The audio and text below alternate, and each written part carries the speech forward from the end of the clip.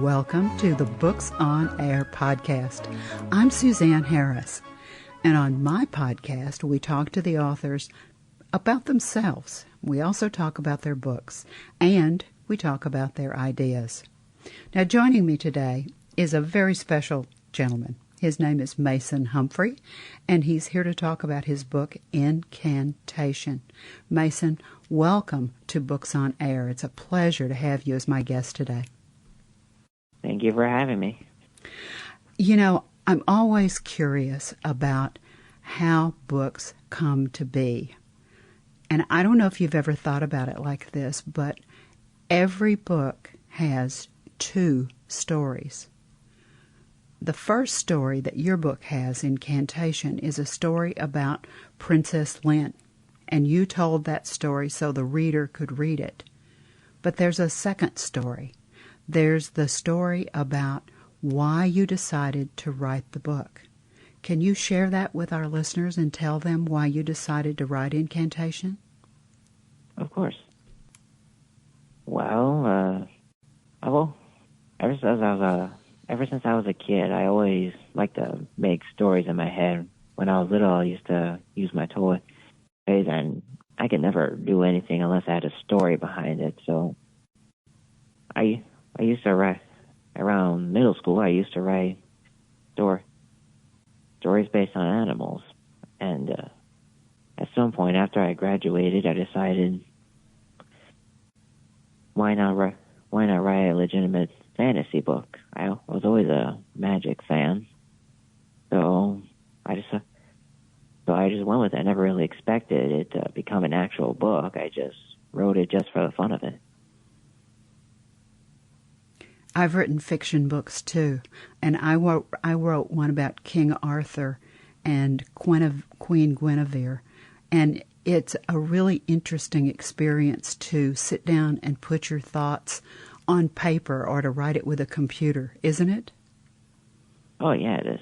Do you see pictures in your head when you're writing?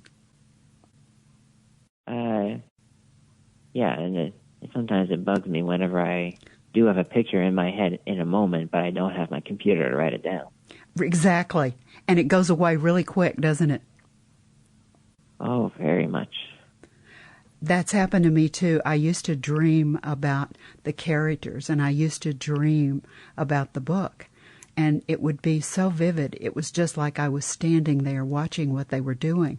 But if I didn't get up, maybe it was 3 o'clock in the morning, but if I didn't get up and either grab my computer or grab a piece of paper and write it down, poof, it just disappeared like magic. Does that happen to you too? Oh, yeah, that's happened to me a lot. And but I'm too tired to get to the computer. Yeah, especially if you wake up at 2 or 3 in the morning, right? Yeah. Well, I know exactly how that feels, and that's a creative brain. I don't know if anybody's ever said those words to you or not, Mason, but that just shows. Yeah, that shows your creativity. Tell me about the book. Tell me about the plot. What happens? Who's in it? Well, it starts off, as you can tell from the back of the book, it tells you about a powerful witch who was in the eye of a king who was very much attracted to her, but she didn't have the feeling in return. So, as a king who doesn't take no for an answer, big surprise. No kidding. He orders his men to go after her and take her by force. In doing so, it led to her death and the discovery that she already had a child with someone else. If he couldn't have the love of his life, he would rather taken her daughter, who would have potential in being of use. 16 years later, she's all grown up, and still don't know why. I used to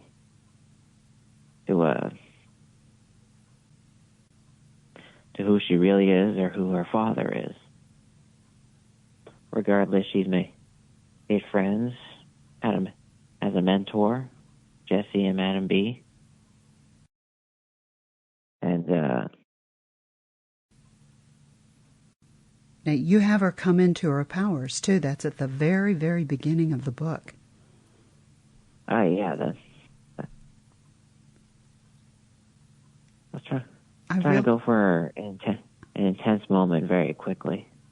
I thought you did a really nice job with that. I really liked it. You make me like her as a character. She's a little bit feisty, and she doesn't really know how powerful she can be yet, right? Oh yeah. I like to add humor with suspense. That's why I add a lot of sarcasm and jokes. I thought you did. I thought you did a great job with that, and you also built the suspense. That's what you did really well in the very beginning, the first couple of chapters. You start building your suspense because we start wondering to ourselves about the powers that all of a sudden you have this really explosive scene that happens when she's out working on her magic, because at first she can't do anything. Nothing works.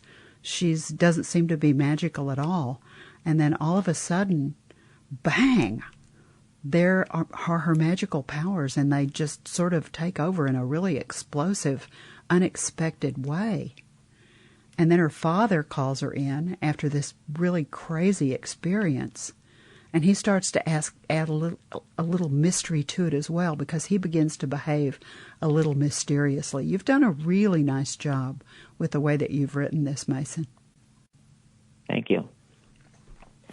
When you were writing the characters, did you have somebody in your head that you modeled the character about, or did you just make everybody up? More or less, I made everybody up. But Lynn is actually... When I first got the idea of the story, I was listening to the song Say My Name from Beetlejuice. And the main character in that, her name is Lydia, and I was thinking with something shorter, and I just thought, why not Lynn? I love that.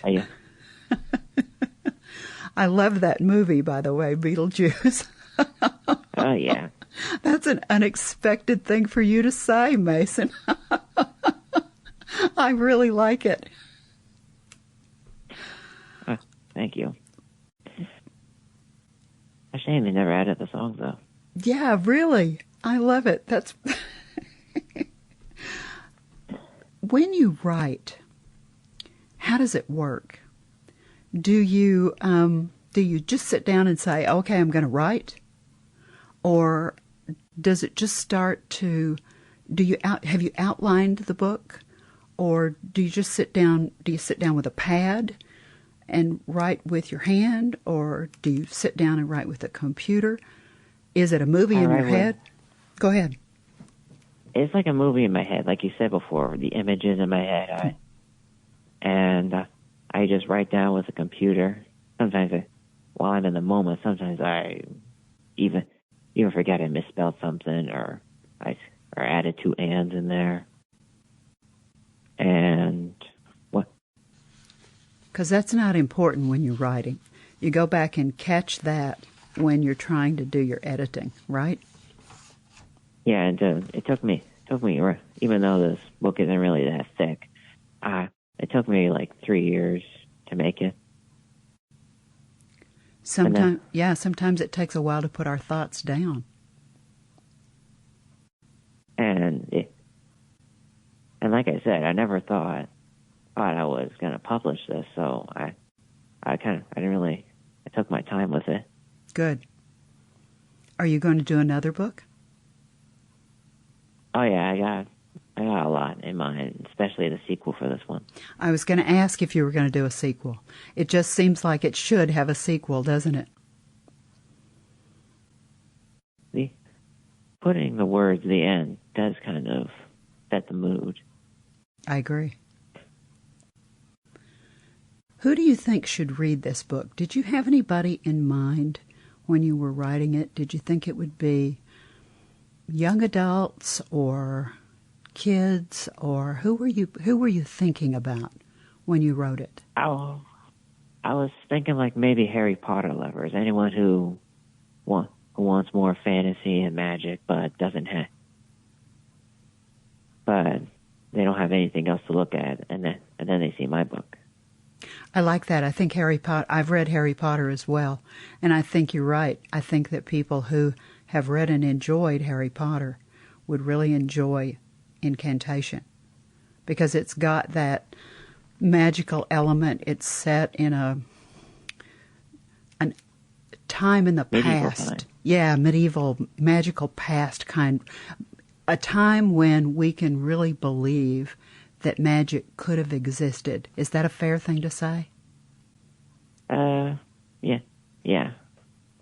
Yeah, because it's like looking back through the mists of time and being able to see something wonderful that happened then that could never happen now.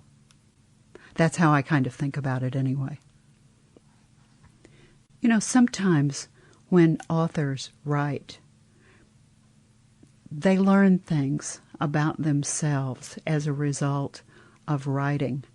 When you wrote this book that you didn't expect to be a book, did you learn anything about yourself? Well, not particularly, but I found out that that whenever I come up with a thought in my head, I have to make it into a book, so that's become a habit now.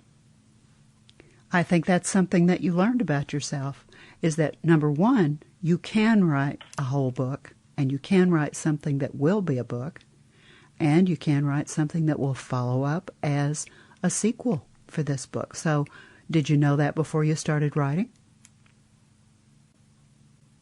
Not really, no. So you learned something about yourself. I mean, when I first made this book, I did intend to make sequels, but I never really thought I'd get this far. I'm really glad that you did.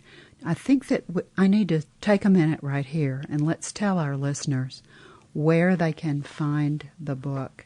Now, the title of Mason's book is Incantation. Let me spell that for you. INCANTATION.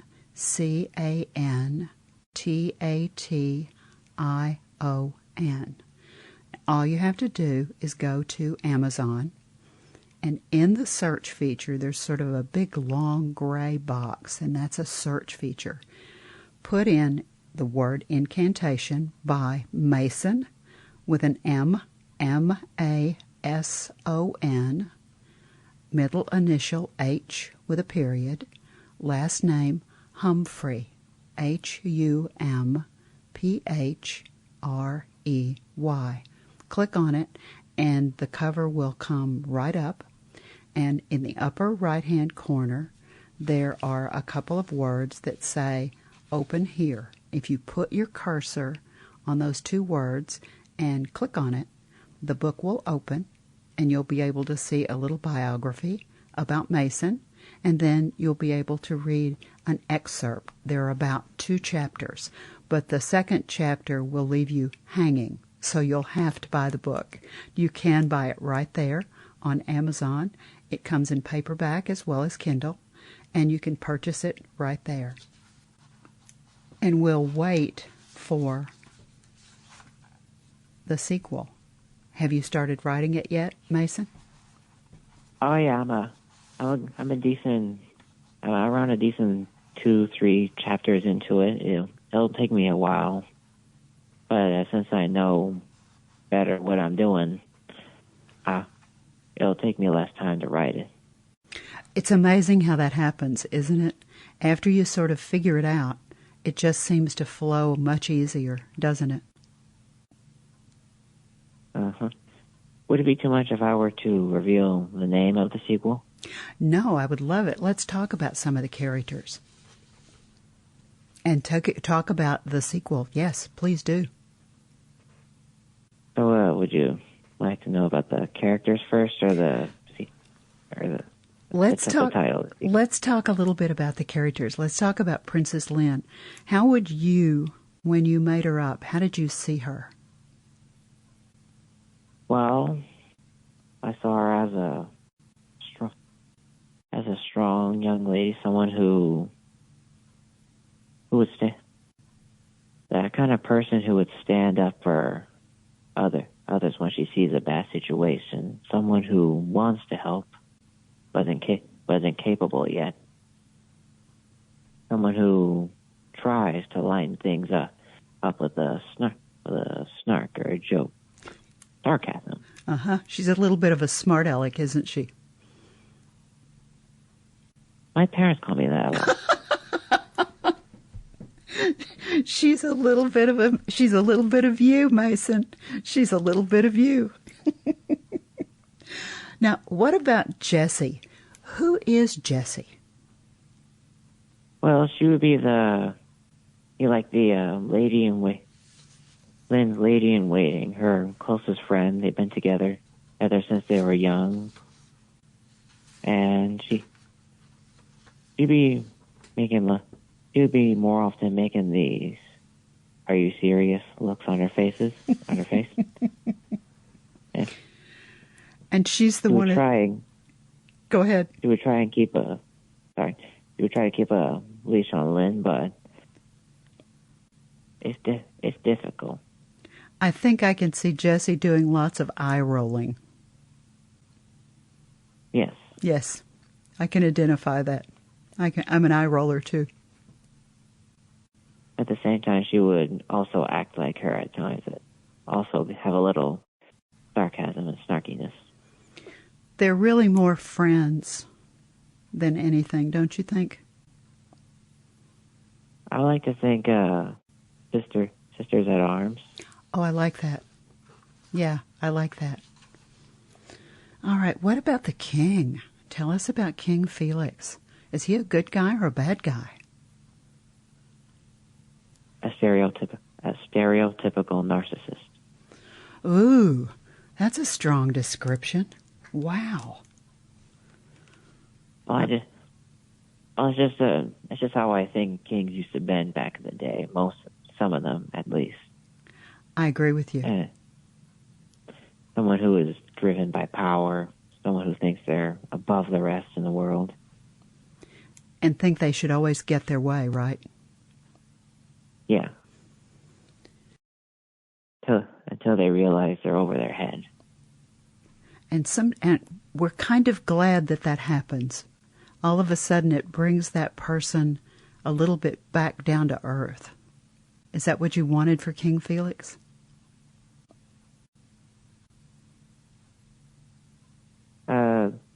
Yeah. Now, what about Madam B? I thought she was a very interesting character. What's her role? She plays as a stern mentor, like a mother Lynn never had. She can't do magic. She knows how to do it, but she wasn't born with the abilities that Lynn has, and she has a lot of books. Because she was a librarian, right? Yes. Now, who's Lucy? Lucy. Well, at first she's a dark purple-colored crow that always came back to Lynn's balcony. Yeah, and at some point she becomes human once Lynn taps into another part of her magic. I like that. Of course, Lynn had no idea that she was talking to in her head, she thinks she was talking to a bird, which makes her think she's starting to get lonely. Why did you make her a crow?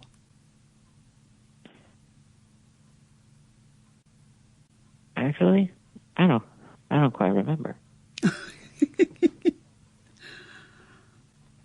Well, I thought it was interesting because I have 4 crows that come to my backyard all the time.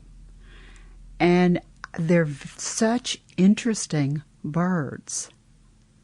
And Lucy being a crow interested me very much simply because I watch the crows and I watch some of the things that they do, and they're so interesting to watch. Have you done that? I don't really watch crows, but I am aware that the crow is actually one of the smartest birds in the world. Exactly. So kind of. And when I was first going for a crow, I think I was going for something different at first. Mm-hmm. But then, I just thought that was a perfect choice for a mystical, crows are so dark, they're so black, and they've got those associations through history about being associated with magic, being associated with witches. I just thought it was a perfect choice. So good for you. Now tell me a little bit about the sequel that you're already in the middle of writing. without mentioning too much on the plot, right? We don't want to tell too much, no. I call it Incantation, the Thief of Sable. Ooh. Sable is actually French for sand. I was going for a French theme. I like that. Thing going. I like that. In fact, the kingdom that Lynn grew up in, the Magic Q, is actually French. It's actually magic in French as well. Really? Cool.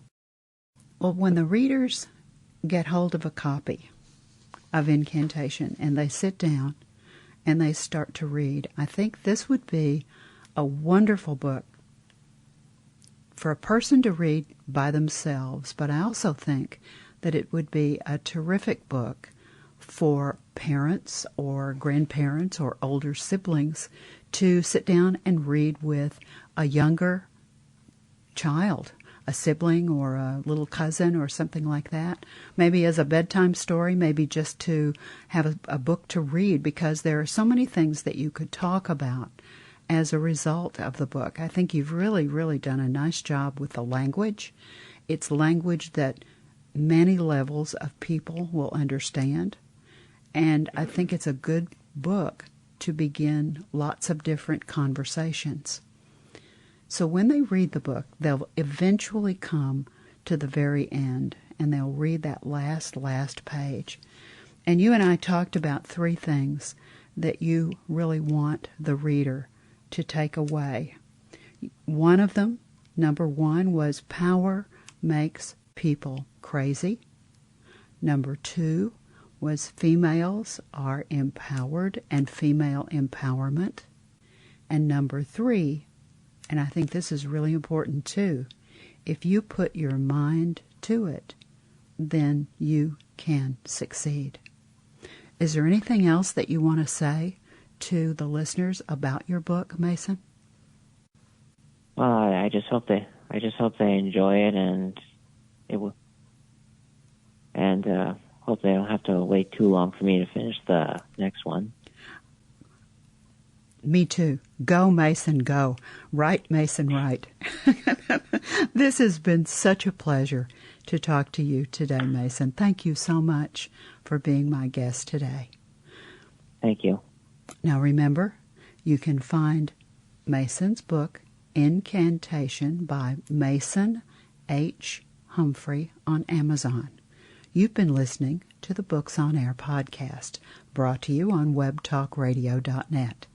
You can also hear this podcast on Spotify, iHeartRadio, Stitcher, and Apple Podcasts.